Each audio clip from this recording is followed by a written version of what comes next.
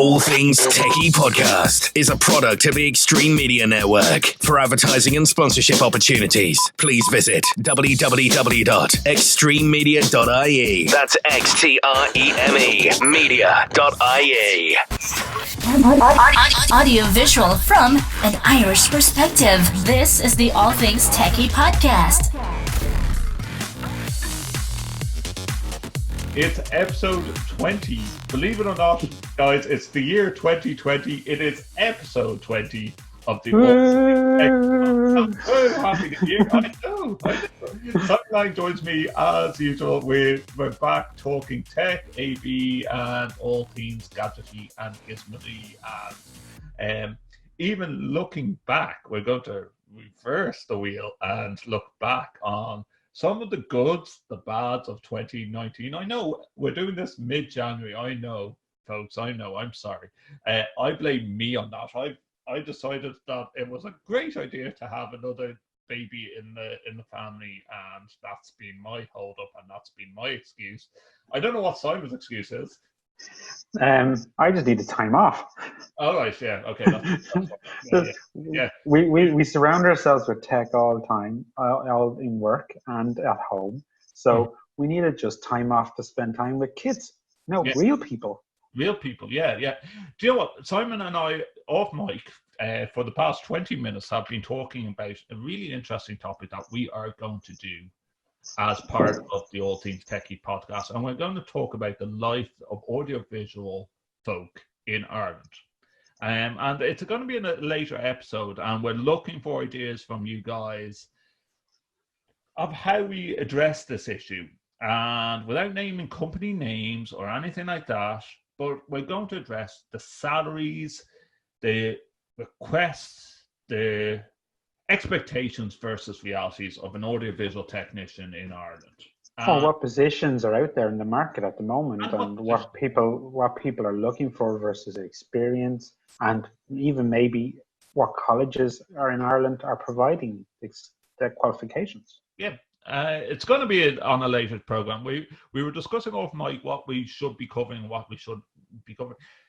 For Simon and myself, like we just talked about there, listeners, it's family life. That's what has held us from even doing this podcast that we do, because we enjoy talking tech. But sometimes we bring in the family members. You know, even last night I was talking to an old work colleague that's moved to Canada, and Kieran walked into the room and sat up on the mic and just started going, "Woo!" Sorry, I probably deafened Simon doing that, but.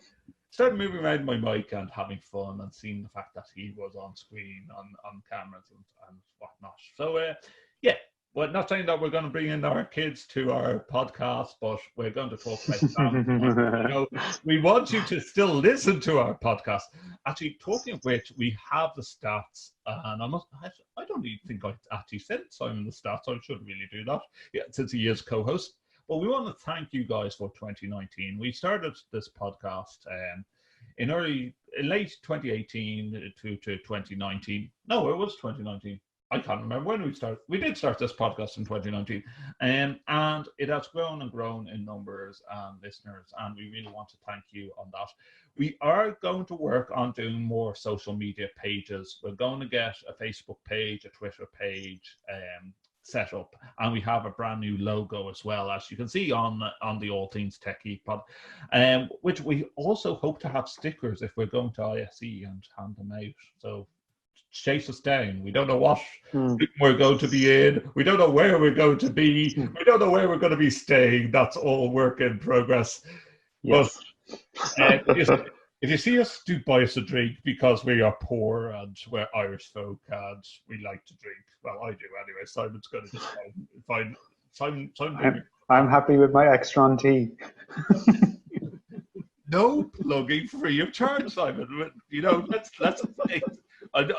afterwards I'm going to have to expletive that out.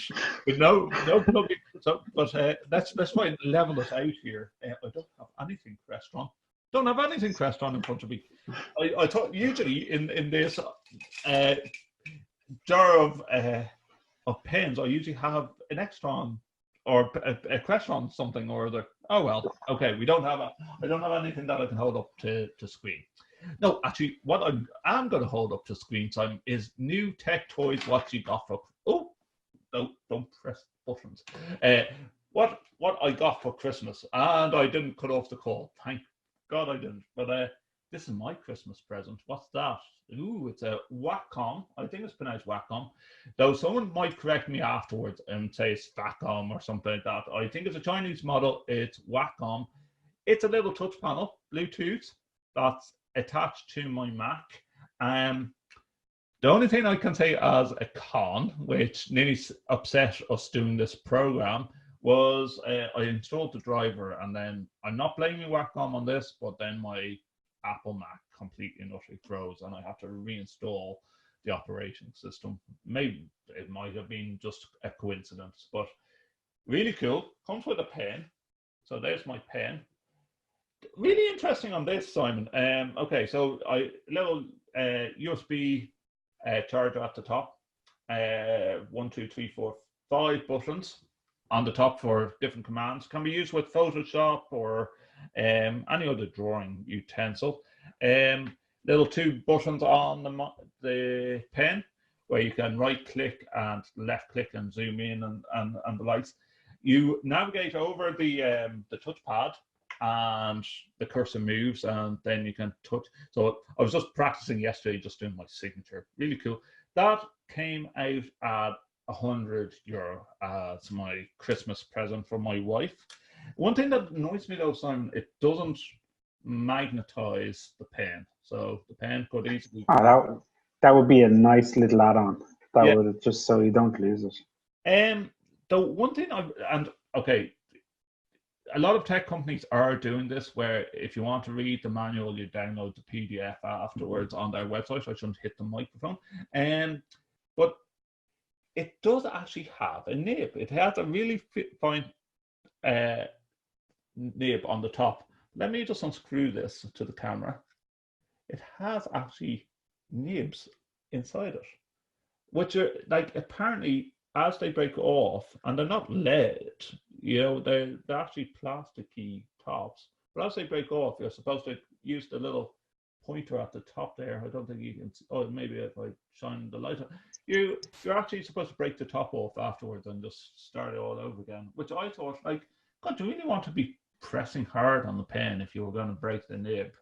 And I thought it would damage the actual pad itself. But that's the Wacom, €100. If anyone's using them, any of the listeners that's viewing this program afterwards that's using the Wacom stuff and also wants to give me tips on how to use it with Photoshop, please get in contact with me. I'm slowly teaching myself little bits of editing on Photoshop. Your toy is pretty cool, though. I do like your toy. Your brother sent you this from Canada. From US, from America. It is a portal. Yeah, done by Facebook. Yeah, so if you can see everyone goes, what's that? That's the leg that holds it up. Oh, that's the leg. So that's the power leading the leg. So the idea is that when you lean it, it leans back. That supports it and keeps it that angle.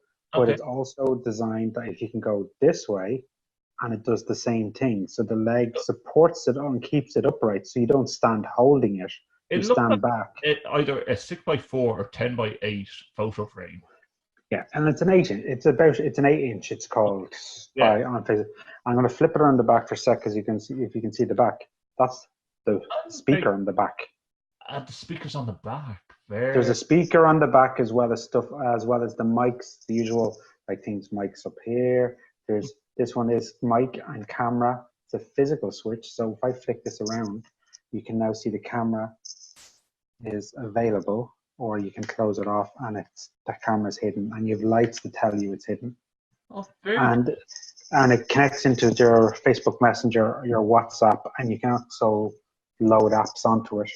You can also play photographs from your Facebook account or your Instagram.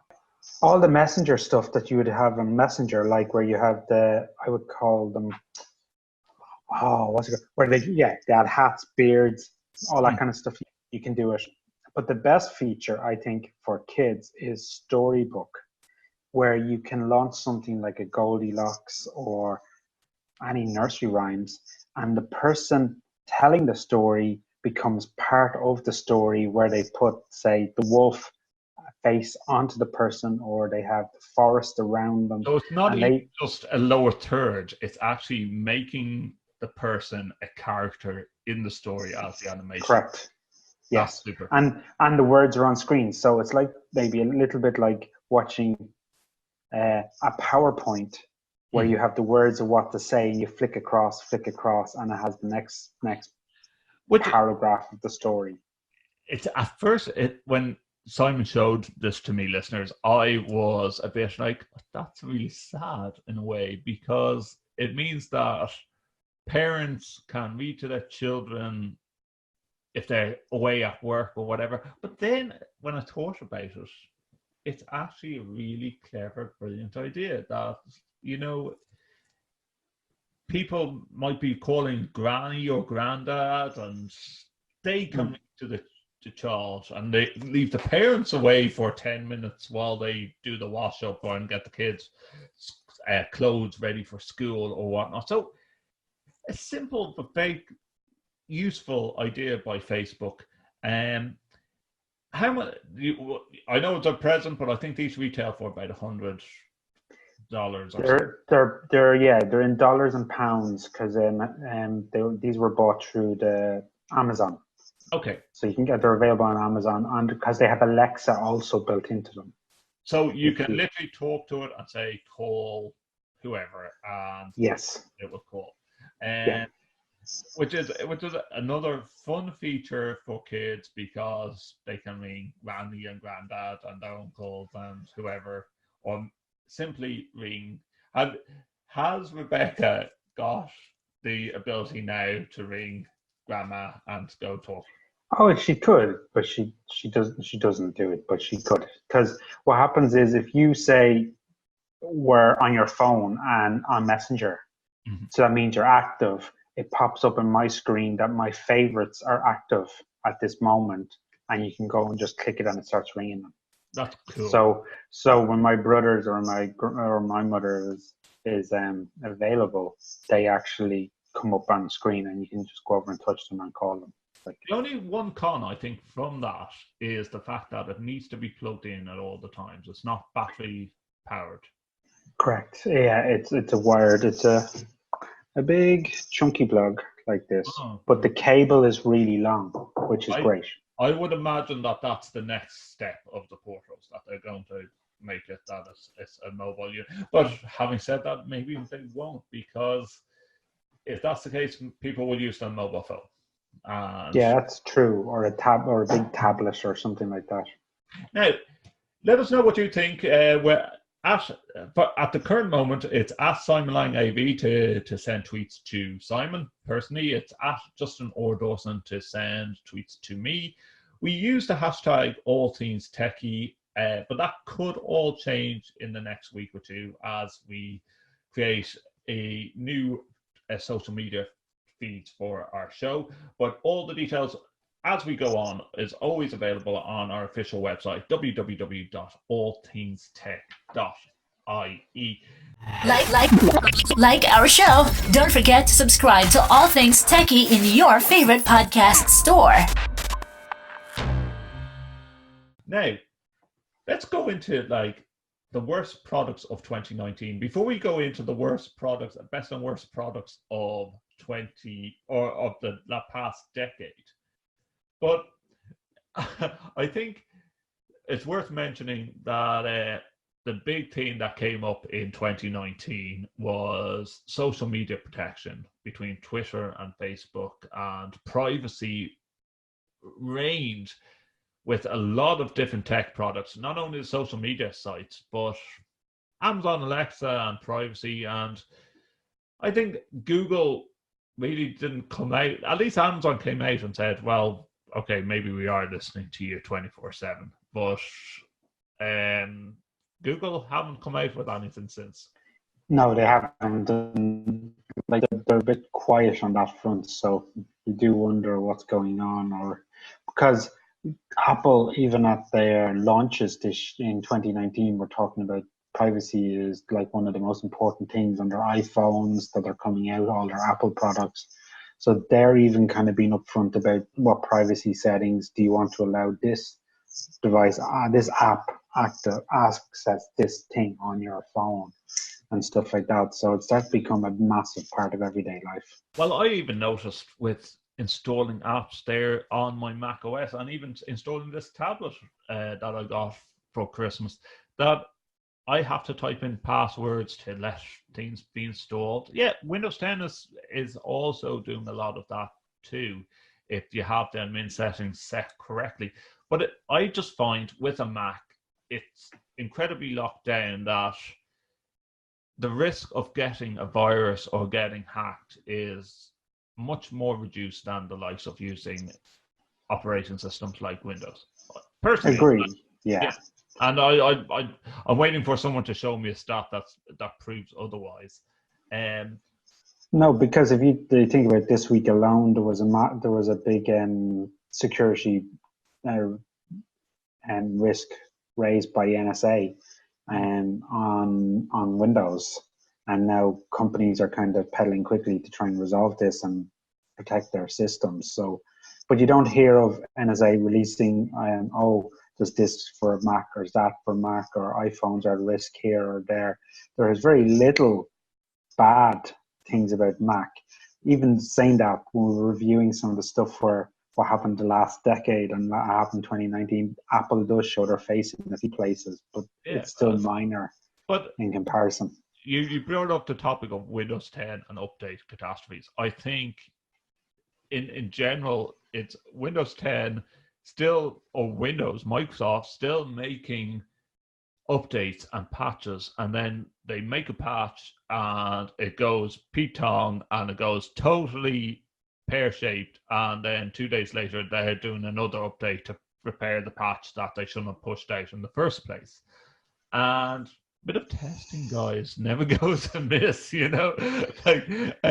But I don't know, does it affect you as much? But my God, find like in my workplace in AV, it's just constant battle to update laptops and equipment and PCs that's in our labs with the latest updates. And literally, I could start all the computers and leave them running at the beginning of the morning, and then at lunchtime, hopefully all the updates will have been patched on the machines.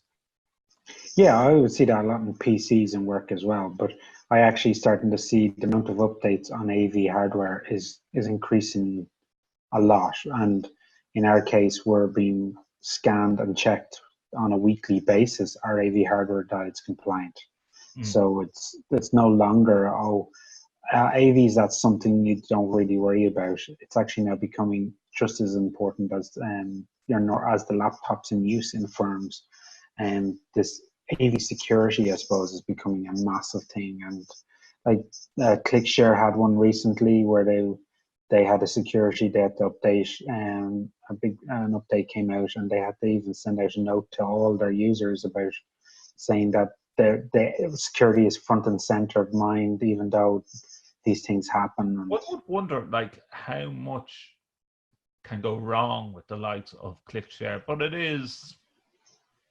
it's a network device, and any network device is an access point into a firm. Yeah. And we're not, like, I'm talking about a corporate environment.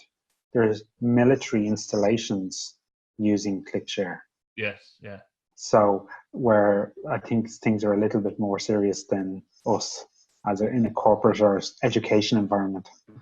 I still believe that the worst flaws that, and I don't even know, can we actually categorize it as the worst flaws of 2019? But if you're interested in tech and AV, you should follow Facebook social media pages like AV's Worst Nightmares, and it just is day by day, list upon list of what seems to be digital signage and people still leaving the default passwords on digital signage and people hacking digital signage. And you know, if you leave it open like that, people will take and manipulate it. And then whether it be you working in higher ed and it's a student, or if it's a restaurant or fast food chain, if you leave a menu like that, that's openly exposed, someone will, and it's a digital sign, someone will try and hack it. And if the default password is 4 zeros, someone will get into it and put something up on it. Or password, username is admin, password is admin, someone's going to hack it. But I think, you know what, I think more the fact manufacturers are coming out and giving in the box a manual with something that has hexadecimal characters and stuff like that to type in, and then you have to change the password after you update it and load it up. I think they are getting better like that. What definitely something to talk about in 2019 was the foldable phone, and it seems that no company was ready for a foldable phone or any foldable device. Yes, yeah. So the foldable phone and tablet is being massive, but I did see there was a lot of releases in CES this year about improvements in that field, and Lenovo, and I've been weighing in on it, and I've seen a few mobile phone companies as well. But yes, it just didn't seem to be able to withstand the constant fold, unfold, fold, unfold, and eventually there was pixels damaging on these phones, or cracking, or in the screen or casing. So it's like they're going in the right direction. It's just not there yet. Finally, the worst of 2019, I think, is the US government versus, unless you have some more, Simon, the US government versus Huawei. You know, like... I'm biased because I'm a Huawei user, so I actually... I really like their phones, but I know I've seen actually stuff on The Verge this week about Huawei's own Play Store is now becoming available for developers to start using and start kind of working from their site. So it shows you it's becoming a thing where they actually are developing their OS, and it's becoming more public.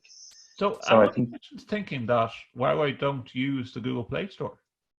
No, they still do on current models, but I think future models they might end up. You have a choice of using their own one, or you might be forced if they can't use Google products, that they have to use their own OS and App Store. Well, you know what? Like, for the price of the phones, and also, actually, while we're on that subject, I'm going to throw out that, like, I've moaned before about my mobile phone tariff being €60 a month, and I'm 2 months out of getting out of this contract, and I warn listeners never to get into a 2-year mobile phone tariff with any mobile network, because I have paid for this Samsung S7 phone, which even at that wasn't a most up-to-date phone at the time. I got the phone free of charge, but I signed up for €60 a month on a tariff for 2 years. That is 12, 6 is 72, 720 multiplied. That's over nearly €1,500. I paid for this phone at least twice over. Where the Huawei phones, you can buy a SIM-ready, any network phone for Huawei for about €200 or €300. And it has better camera, better space, better memory than what the S7 has. Like, it's a no-brainer that as soon as I'm out of contract, I'm going for SIM-only plans. And I think the most expensive SIM-only plan that I've seen on the market at the moment is about €30. Which is great. Yeah. Because if it gives you everything you want, in the case of mine is data. That's all I want is data. I'm not a big use of phone calls. I don't really take that many or give that many, and people are actually ringing me more on WhatsApp now than they are ringing me on normal cellular. Well, I think going into that, tech that defined the one area that I think has really improved in the past year has been Instagram and WhatsApp, but actually in the last decade, we can say that WhatsApp launched in 2009, so just over the decade mark, and then Facebook bought it for $19 billion. That's billion dollars. Like when it was bought, I always thought to myself, why didn't Facebook just make their own design? But the other side is that's how companies grow: is they acquire versus having to spend the time developing it themselves. But WhatsApp, like $19 billion. I like what astounds me, Simon, is that the youth of today. Oh, I use that expression. I feel old. The youth of today still use another Facebook product, which is Snapchat, to talk. But for older folk that are out of their teens, they use WhatsApp, and WhatsApp is simply a commodity. Now you're using it on your Portal. And you're using it on your Portal. That it's made life so much easier. It is video calling without the need of a video conferencing unit. It's video. The only thing that you can't do on WhatsApp there is record your conversation, and I guess that's done for security methods. You can turn on the feature of logging all your messages that go up to cloud, and you can store it on cloud drives, but it's encrypted messages. I know that has caused some controversy in the past with different court cases, but it's encrypted messaging. And businesses use it. There's a WhatsApp for Business. The amount of companies and radio stations use WhatsApp for communication with their listeners. Like I think a couple of the Dublin radio stations I listen to, that's how they do most of their communication, is with their listeners through WhatsApp Business, I guess, so they can have it on, I guess, a computer instead of being on a phone. But the fact is that people now, I know for me anyways, I record a video, I click the attachment, I send the video to family members of my children playing around. And that's just seen as a day-to-day thing. And before 2009, we were still sending MMS messages or trying to attach it as an email for someone to look at later. It's become such an easy commodity to use WhatsApp to share messaging now. And I even saw it in use a couple of times during the bad storms here in Ireland, that we had businesses and business units in firms were using it to communicate with their staff about when it's safe, not safe to travel, all that kind of stuff. And then it's becoming nearly another form of instant messaging communication with your team instead of using email or whatever the case may be. Like, we look at the Facebook umbrella, Simon, between Facebook and Snapchat and WhatsApp and Instagram. I think the two areas that Facebook are really pushing is Instagram and WhatsApp. I think Facebook as a platform needs a bit of an overhaul. Maybe I'm wrong, but I think it's losing a grip.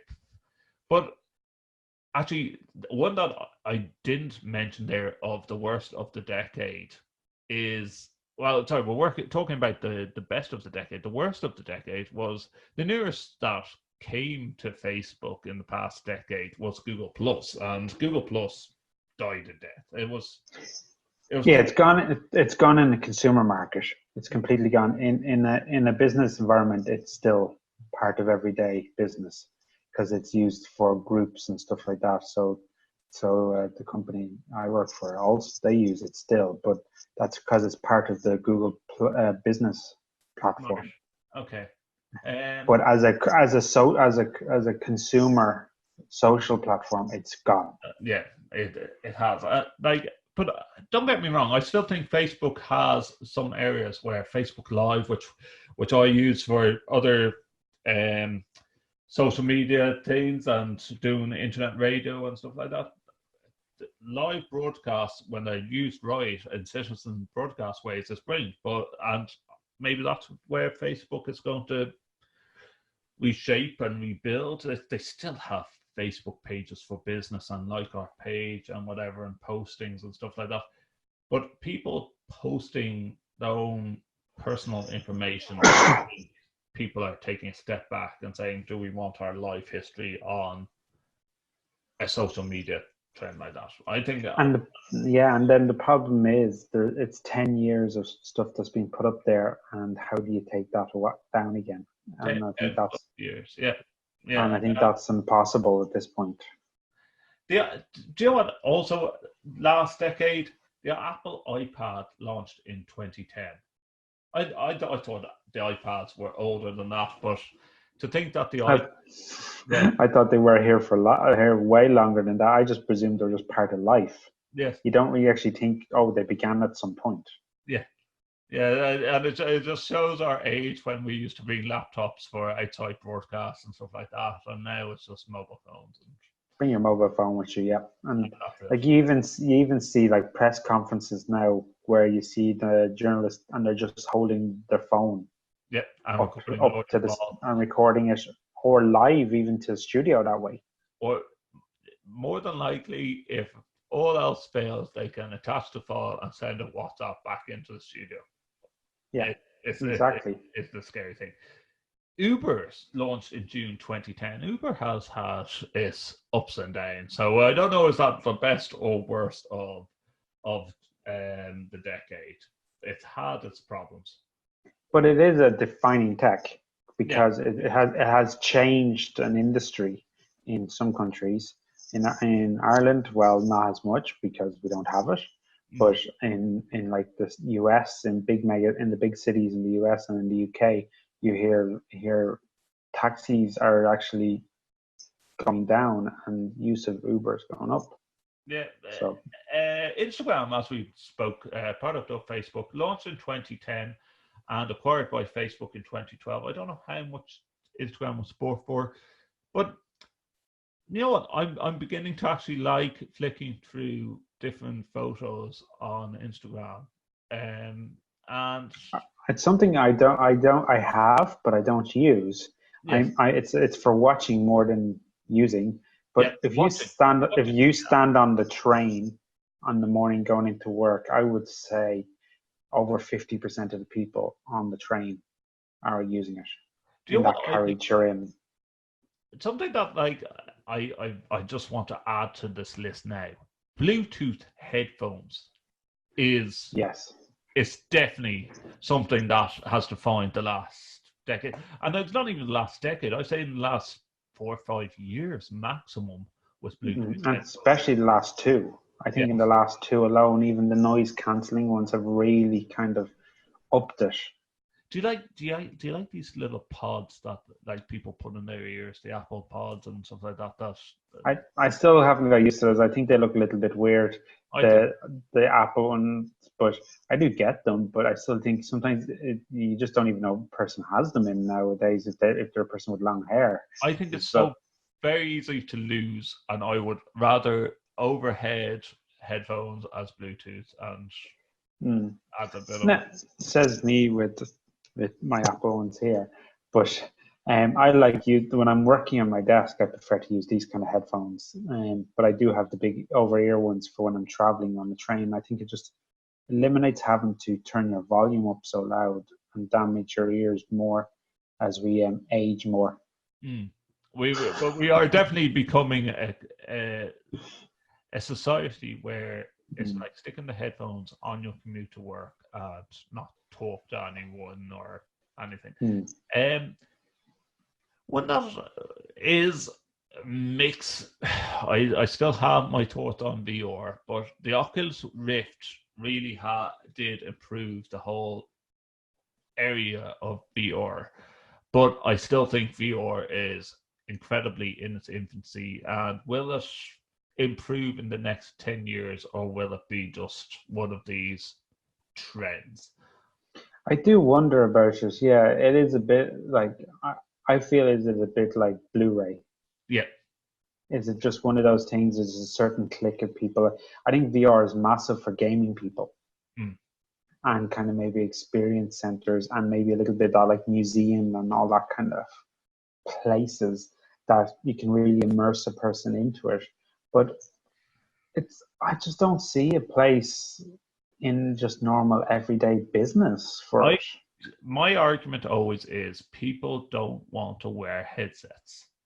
And when I come into the worst products of the decade, I always say Google Glass. I nearly ended up buying one of these when I was on honeymoon and traveling through China, and I seen Google Glass, and I thought, "Hey, that seems cheap to buy." But where I've seen like the videos and the promotional videos of it, I thought were really good use cases of like using them in medical situations that and things like that, where they're dealing with public and they're actually able to see patients' files right in front of them, and they're able to get live readings from machines like heart rate and all that stuff. So I definitely saw uses for them, but it just shows you it just never caught on.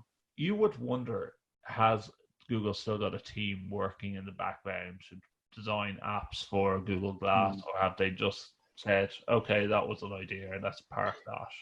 Because in the article that we were kind of getting our basis from, where it had like a load of stuff, about 80 odd things for the whole year or decade of stuff. Yeah. There was quite a few Google products in that. I actually got, and they seemed to develop them, and then they just, because I remember there was like, I seen one on the top list was the Nexus. Yes, And Q,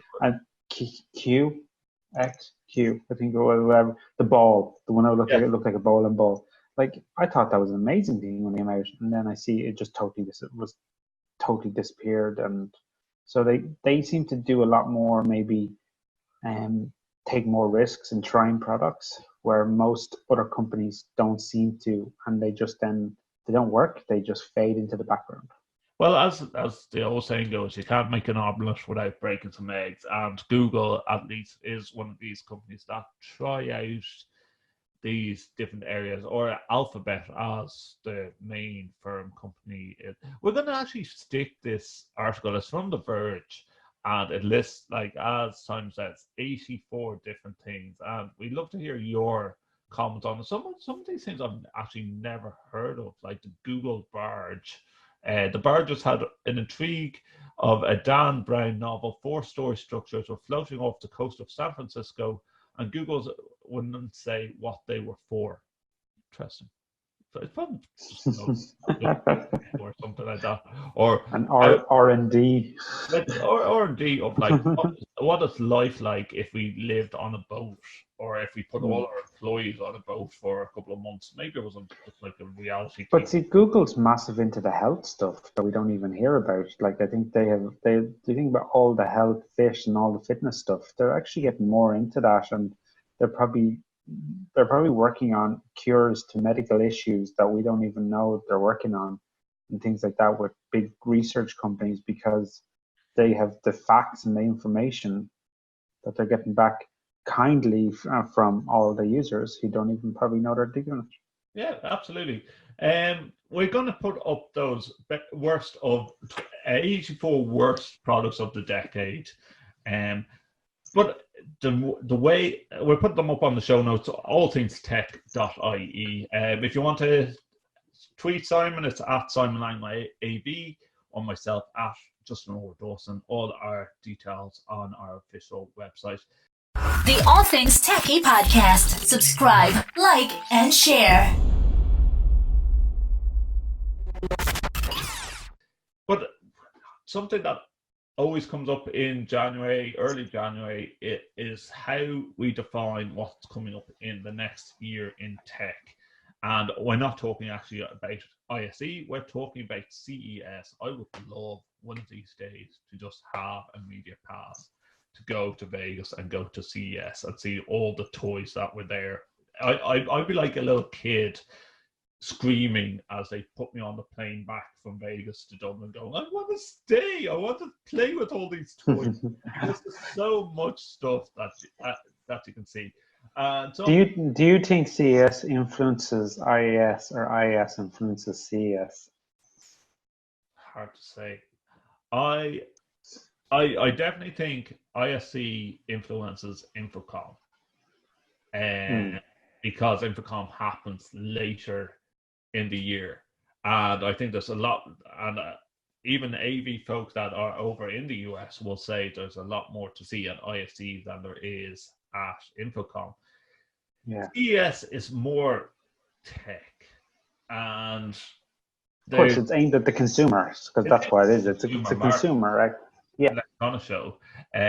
So you won't see the likes of the town new self-sealing trash can at ISE unless someone decides to have that as an office commodity. This thing's crazy. I've seen a video of this on actually going to reference BBC Click.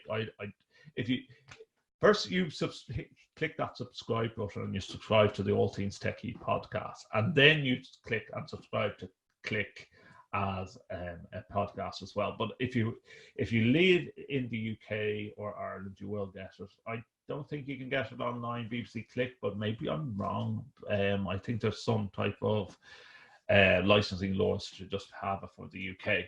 But BBC Click did a little video on the town new self-sealing trash can. This thing, like, you fill up your trash, when it's full, it will send you an alert to say your bag is full to your phone or your app. You press a button, it seals the bag for you, so you don't have all that liquid. It sounds like The Simpsons, like the garbage can man, like and Homer Simpson just coming along and sealing up your trash. This thing seals it, and then when you take the bag out, it will actually put another bag in place. Don't know how much it is. I say it's probably about $200 at least. But I know I would save my $200 and just seal the bag up. Okay. Yeah. Try new yourself trash can. Other things, Simon, the Dell Optiplex 7070 Ultra, and it, to be honest, it's just one of the Dell screens now, but in the actual monitor stand, they're putting a really small computer. And whether or not this is the way tech is going forward, but have they reinvented the wheel? I don't think they have. I think they're just basically PC. It's a PC version of what Mac have, because nowadays you can more or less get your whole Mac in your monitor when you think about it. But so you can get as well. Yeah, there is some like that, and I guess they're trying to make them look smaller and neater while also making it convenient. So I think it's actually quite a clever. Imagine I can imagine my desk being so much better with this and tidier. The only downside is I want to pick up my computer and bring it to meetings. Yeah. So that's people are moving away from desktops. So I don't get that bit, but seems an interesting idea. I don't think it's enough of a reinvention.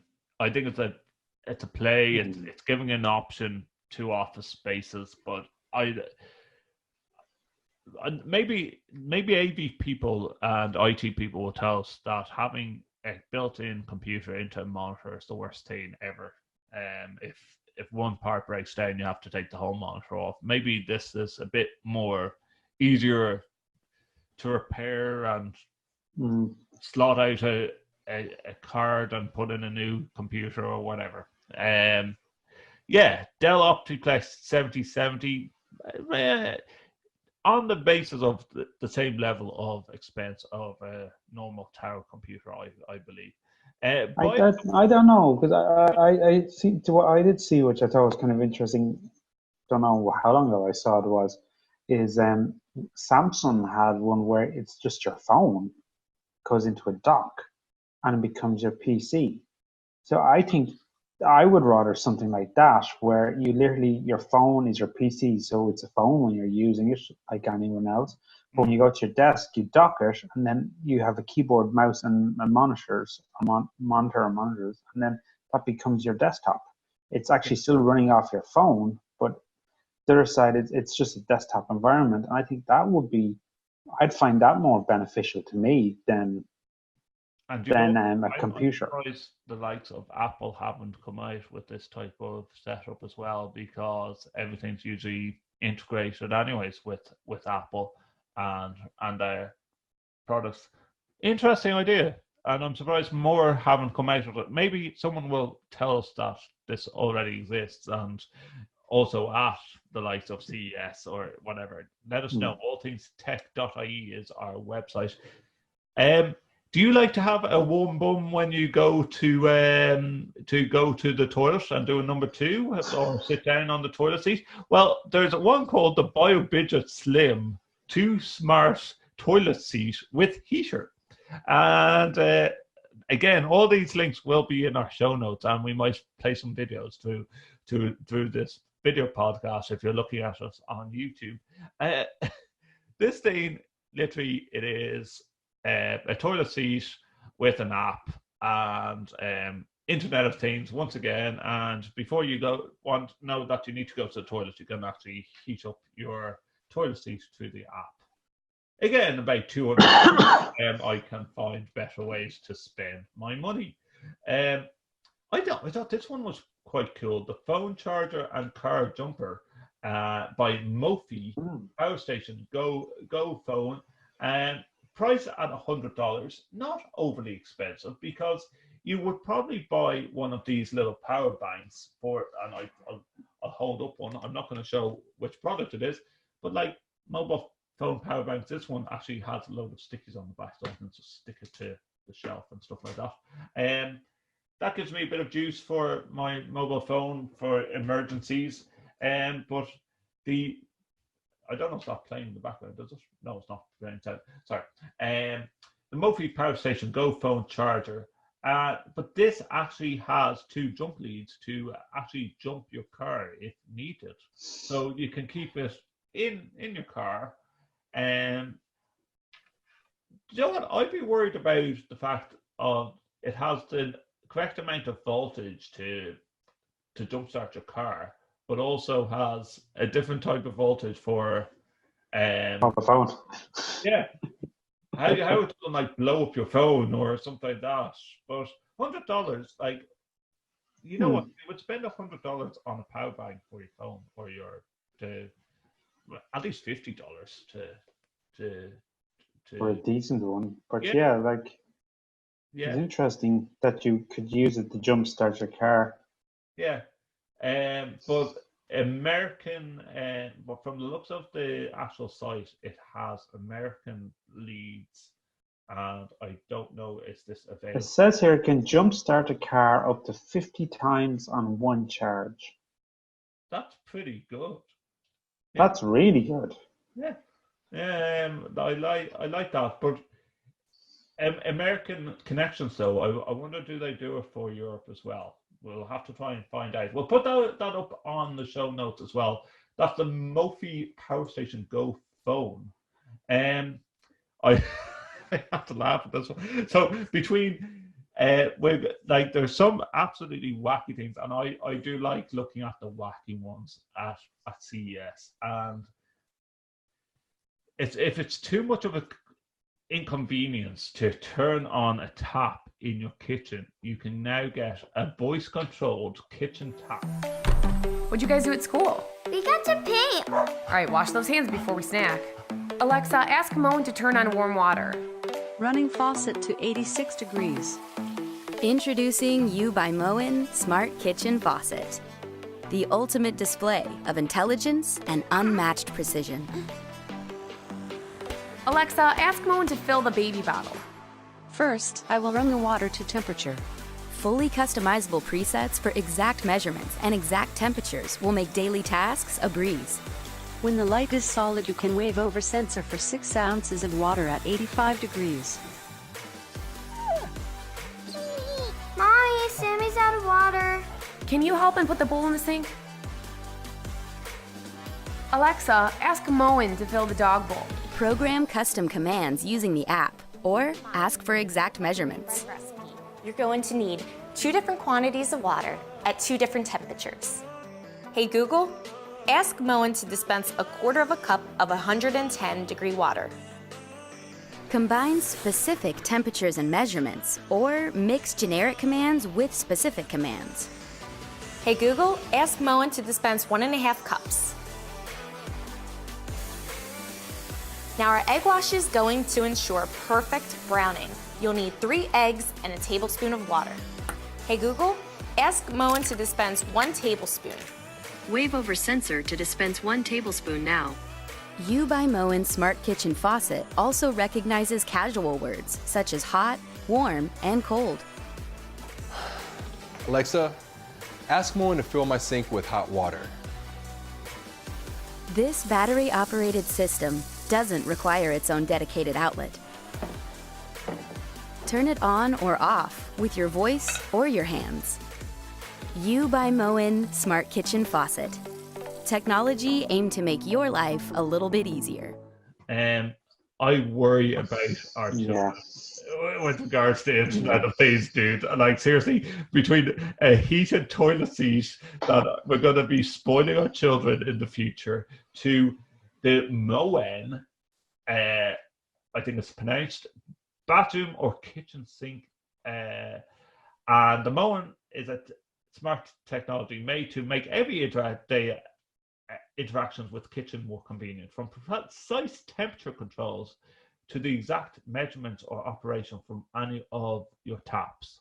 So you can. Okay, that's too far from me. Yeah, no, like it is. Like it really, like being able to turn around and say, "Hey Google, set my tap temperature to 18 degrees and pour water," or whatever, or 100 degrees to boil a kettle. Like I've seen something in the past with taps where you pull the little knob up on the tap and it gives you hot, steaming hot water, and that it's kettle hot water, or you push it down and it gives you cold water. And I thought, yeah, that's pretty cool, you know, but I'm sure overuse of that would cause some problems with the tap.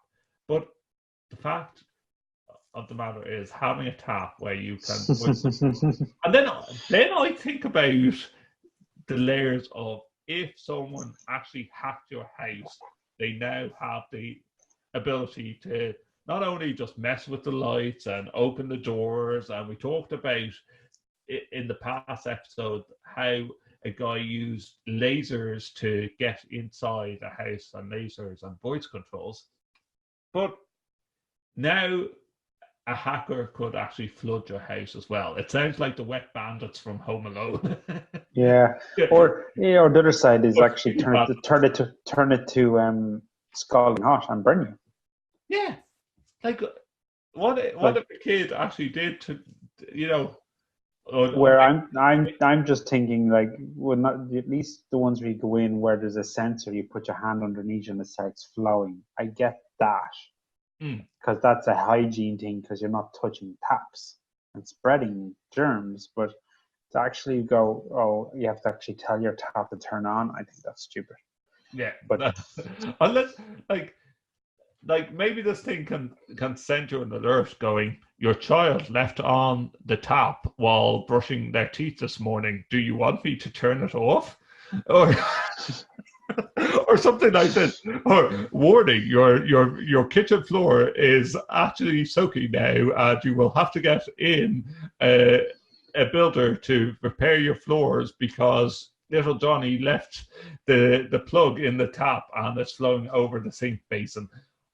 And Justin, would you like us to get a quote from 2 builders for you and have them emailed to you so you can approve? Actually, while you're on that, I'm sort of going away from CES. I picked this up the other day in a tech shop. It is the HP Instant Ink. They're now making printers, Simon, that as soon as you are running low on ink, it orders it automatically for you and sends it to you. Holy God! Like, I heard about this recently. How is people not getting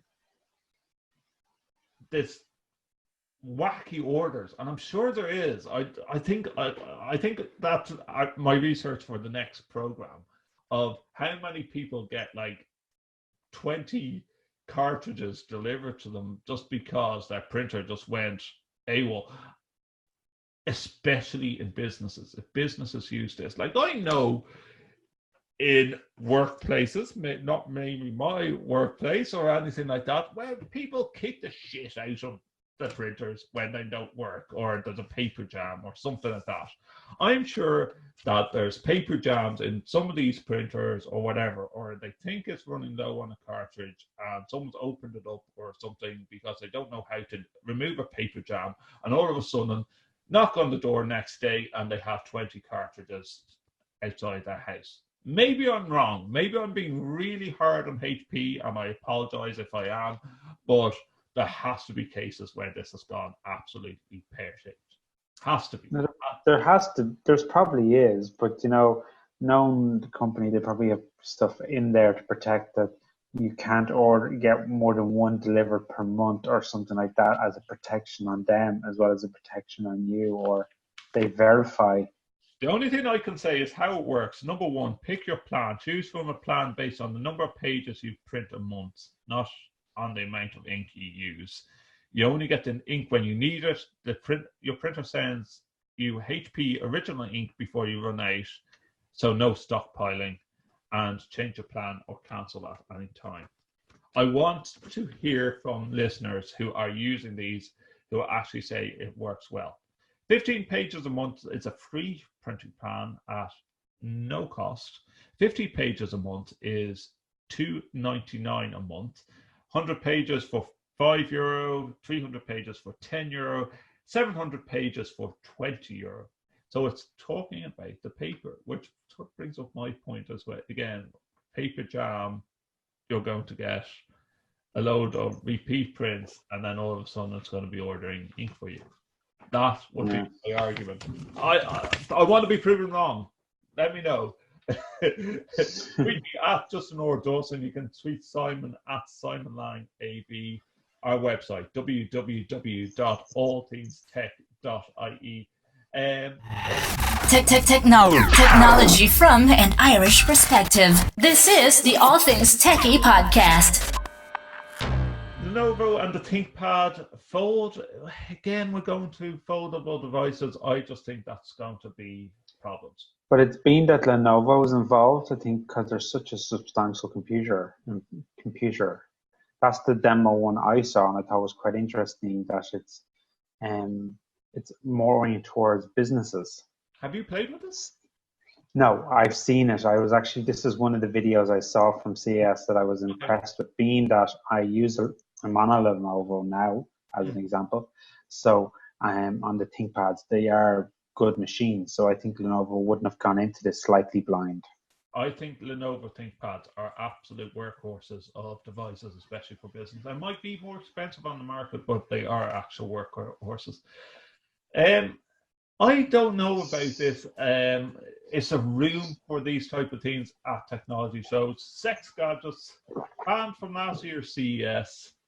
This thing, I don't even know whether I want to even talk about it. It's the OSE OC, €300 for the female, who's designed to massage and touch all different types of the body, and sort of links me on to the next topic, which is the baby bassinet for $330. When I first read up on this, I was saying, God, I bet this is going to cost about €1,000.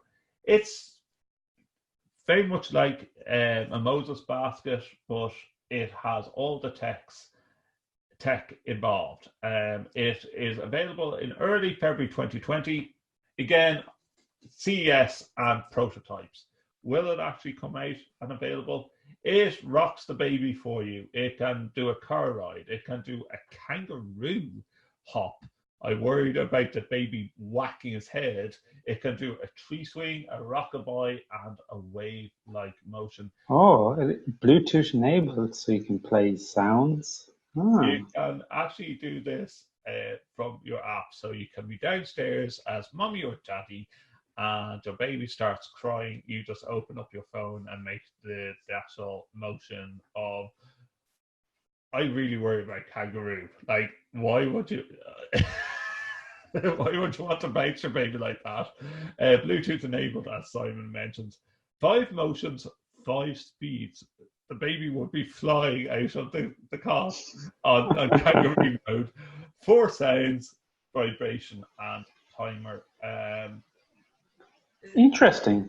I think it's kind of an interesting idea, and I think there's always going to be a need for someone, because I see they also have another one, an infant seat, which does things as well. So I think like there's always someone out there who would I like have a these things. chauvinistic company name called For Moms, because daddies are never important in these decision makings, especially when it comes to tech mixed with baby kids. and kids. We wouldn't know what we're talking about, would we? No, definitely not. So I want to see one of these in operation, especially on kangaroo mode, and see how hard the baby is rocked at full speed. Like you would want the baby to be crying uncontrollably to rock that baby up to full speed. But for the price, Simon, I think that's a very reasonable price, because I have a child monitor since Kieran was born, which has the surface base, which actually tells me whether the baby has stopped moving. Now, and you can increase or decrease the sensitivity, and especially when being a first-time parent, when Kieran was born, really peace of mind knowing that like this is an extra set of ears if the baby stopped moving. For this, like, and that was around the €200 mark. So for $330, I think that's a reasonable price to come in at the market. And don't forget, you probably would have also bought a Moses basket or a bassinet or something as well, and then you have all this, so you probably wouldn't be far off the price anyway. Yeah, I just worry about the sensitivity controls of rocking the baby like that. But I'm sure this has been tested out. If it's coming from America, health and safety laws much higher than what we have in Europe, I say this has been tested out strongly. But I still want to see one of these being rocked at full speed and see what they're like. Toyota have actually bought a city in Japan near Mount Fuji called Woven City, and it's all going to be on driverless cars. I think BBC Click did a bit on this as well, but I think this is going to be interesting. Forget hybrids. This could be. You really wonder, can you actually say, is this going to be the goal for the next, from 2020 to 2030, driverless cars? I hope so. That'd be cool. Yeah. Like, I know our government are really pushing that on the thing of like no diesel cars, and hopefully, like, I really encourage, like, I don't even mean electric cars, and I know that a lot of electric stations now popping up even at supermarkets across Ireland, but I don't think electric is the way forward. I love to see hybrid cars and more grants given to buying hybrid cars in Ireland. But while we wait for this driverless car system, again, by the time it probably hits Ireland, it'd be 2040, 2050 probably. But let's see how it goes on that. Because I want someone to drive me around when I get too old to drive. That's why I want driverless cars. Yeah, well, you would, like, it really pulls away from we know our driving test has changed in Ireland since we did our driving test, and the amount of hours that has to be spent. But do you really want to try and teach Rebecca rather, how to drive? Like, I struggled on teaching my wife how to drive, and just I really think you should have a driving instructor. Like, I'm going to actually take a heart attack, and your wife has never taken the interest of learning how to drive yet. No, she hasn't. So that makes it that you're reliant on one person. Would you take a heart attack tomorrow if Anne decided that she wanted you to teach her how to drive?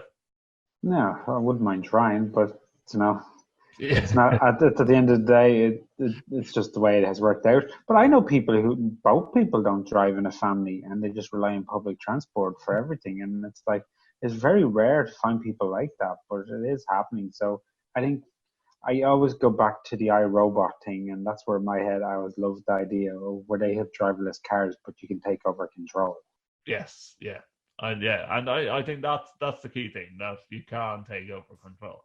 Interesting though. Watch that space with Toyota and Woven City.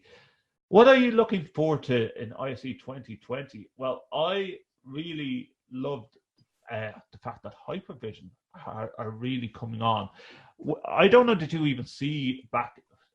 Yes, we both weren't at ISE 2019, but 2018 Hypervision with their floating designs and logos with a fan that spins quite fast with LED lights and making these 3D images. Did you even get near that stall?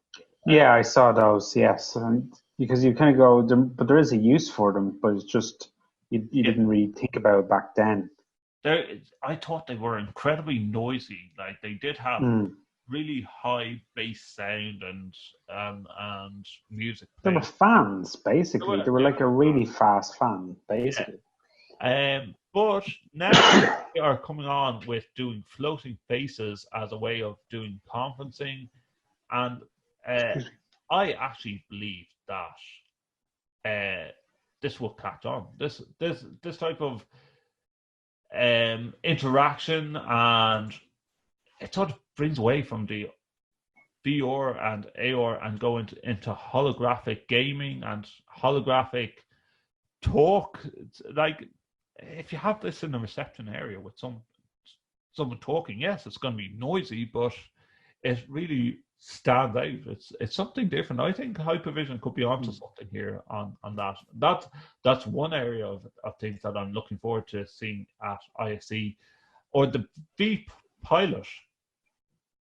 And I just think for mobile viewpoint for live events, this and making a studio where you don't have to edit afterwards. I know there's a couple of different products out there that bring in this don't have to edit, but I really liked the V pilot from mobile viewpoint. Are you what products are you looking at? I'm probably more interested in what's happening in the collaboration environment and kind of trying to use using data analytics and data, trying to display data in a way that customers can dive into it on screen using touch. Yes. Versus having to always do everything from the PC. If people want to engage in their information on screen, that it no longer you have to be powering it at the computer level, that you can be on screen. Nearly minority report, that kind of stuff where they're diving in and it's kind of all touch oriented. I want to see kind of like that kind of stuff, or a little bit of the immersive kind of collaboration rooms and stuff like that. And then what's Crestron going to do this year? What they're going to, anything new, any new products? Are they going to announce Google Meet for Mercury or any of those kind of things? And I'm going to keep asking them every year until someone does it, because they have it for Teams, they have it for Zoom. So why not Google? I think on video collaboration, I honestly believe that Logitech are going to push forward strongly. I think Zoom is going to keep on growing in the sector. I think Zoom is going to really start challenging. They're already challenging. I'm not going to lie. They are already challenging. But I think for simple huddle spaces, Logitech are really coming on leaps and bounds with their equipment. I think Sennheiser's new range of mics, and just the whole idea that it's user friendly, that a technician can see straight away, oh wait, there's a mic that hasn't been placed back in the cradle, or a battery's running low, and be able to go to it. That came out in the past year, 2 years. I think they're going to keep on building on this. I think it's and better mics as well, and like even in our environment, maybe mics that don't, for stage, that don't require a belt pack. that if to get them smaller, that maybe even that it's all in the headpiece. Yeah. So you get, for especially women with dresses who don't have anywhere to clip on a belt pack, that you can AV nightmare. Yes. Yeah, that you could like that kind of, even I think Taylor would love that kind of stuff where you literally maybe everything's in the mic and the headpiece you literally put on and that's it, and there's nothing else to clip on anywhere else. That might even have like a 50-meter range, because you can put a receiver on up front of the house near a stage to get within that kind of stuff. I think I would love to see if there's anything in that kind of field developed. I'm going to name drop here, and Mark Cox and AV Phenom coming out with a couple of things from CES, and it seems like 8K is going to be the consumer commodity, but things aren't being built for 8K. Programs aren't being built for 8K, and you can see the consumer rushing out and going, "Oh, I'm going to buy an 8K TV," but let's be honest, it's still like a lot of the content that we even see on TV now being broadcast is still being broadcast in HD. Yeah, there's not even 4K being broadcast by like the Sky, the Virgins, and the big TV networks here. They might be recording it in that, but the problem is they're not delivering it. But they're not delivering because the bandwidth, but maybe going back to a previous show, our 5G that's coming might change that dramatically. Hopefully. Hopefully it will. But it still comes down to the fact that you need a big space in your house to want an 8K TV to actually get the glory of 8K resolutions. But on the pro side, it is pushing down the price of large screen 4K TVs. Like, I think you can pick up, like, I spent over €1,000 for my TV, which now would be half the price, which is great. Yeah, there's great about that thing. As things move on, the technology price drops because it's more accessible to everyone. And then eventually, because truthfully, how many people have standard definition TVs anymore? I definitely think that sound bars as well is something that's going to come in more useful on that too. We watched that with Bait, but if you have anything that you want to add to that, let us know. I think we shall leave it there, Simon. We have a long program for January. I say as we grow closer to ISE and February, and hopefully people will tell us what they're looking for to ISE, and at least a load of podcasts going to be coming out of ISE. Different podcasts. The AV folk, AV Jam's doing a podcast there, and Joe Way is talking about doing a higher ed podcast live from the event as well. Maybe we'll do something live as well if we get over there as well. Yeah, we can do a few sound bites or something that at least we can kind of get some of the atmosphere. We haven't got brave enough to do a live show yet, have you? No. Definitely not. The All Things TechIE podcast. Subscribe, like, and share. All Things TechIE podcast, brought to you by two tech junkies, Justin Dawson and Simon Lang. For more, visit www.allthingstech.ie for All Things TechIE. The All Things TechIE podcast is a product of the Extreme Media Network. For advertising and sponsorship opportunities, please visit www.extrememedia.ie. That's XTREME media.ie.